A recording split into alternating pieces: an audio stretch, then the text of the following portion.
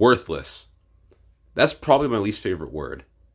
Not just because it's false, because nothing is truly worthless, but because of the disgusting context of which the word is used.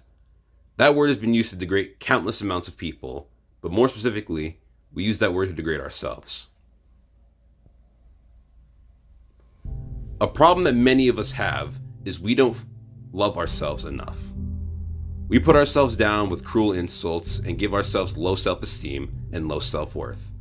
Now, I don't expect that to change after this one simple speech, but I do hope that I can at least help you all change for the better. An issue I've seen is the fact that we measure our worths as individuals by the standards of certain people. Famous people, people whose traits we envy, and most dangerous of them all, people who we have feelings for. Then, the person you want to be with doesn't want to be with you because you don't fit what they're attracted to. And then you blame yourself for not being good enough. There's a quote about education. Everyone's a genius, but if you judge a fish on its ability to climb a tree, it'll live its whole life believing it is stupid. Well, if you judge yourself based on the standards of certain people, especially those who don't want you, you'll live your whole life thinking that you're worthless. Everyone is worth something. And our physical appearances don't make us worth any more or less. Physical appearances don't even matter at the end of the day. The cover of books may attract the initial reader, but no one takes the time to read a book for the cover alone. It doesn't matter what you look like.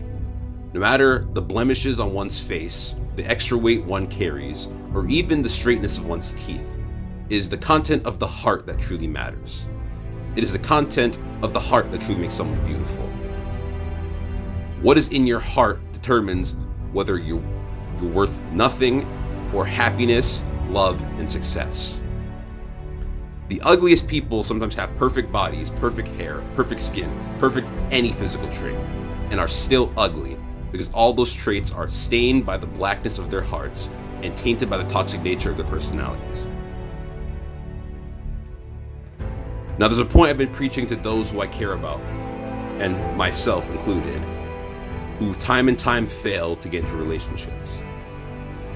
You have to love yourself before you can expect someone else to love you. You have to accept your own flaws before you can expect someone to accept your flaws as well. And that does take some confidence. Adopt the ITS mentality, the I'm the shit mentality, but not the I'm better than everyone mentality. Start your day by looking in the mirror, reminding yourself of your good features. Tell yourself what you're going to do today and how. Compliment yourself, hype yourself up. I am great. I'm going to do this. I look great today. Today's going to be a good day. This is a great way to start off every single day on a high note. And no matter how bad the day turns out, it will have been much worse had you have not hyped yourself up in the beginning. A little bit of self-confidence goes a long way. Be confident in everything about yourself, good and bad. Even be confident in your failures. It's okay if the person you want to be with doesn't want to be with you. That's not a sign of you being on the path of loneliness.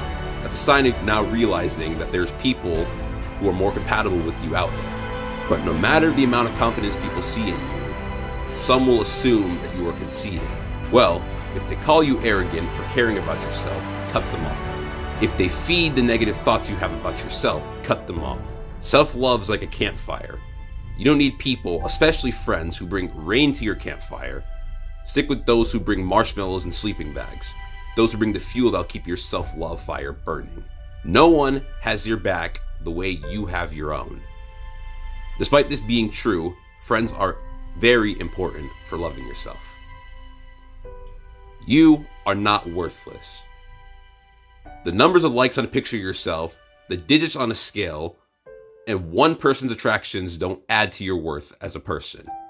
It's your character, your personality, and your heart that makes you a great person. I love me, and you should love you.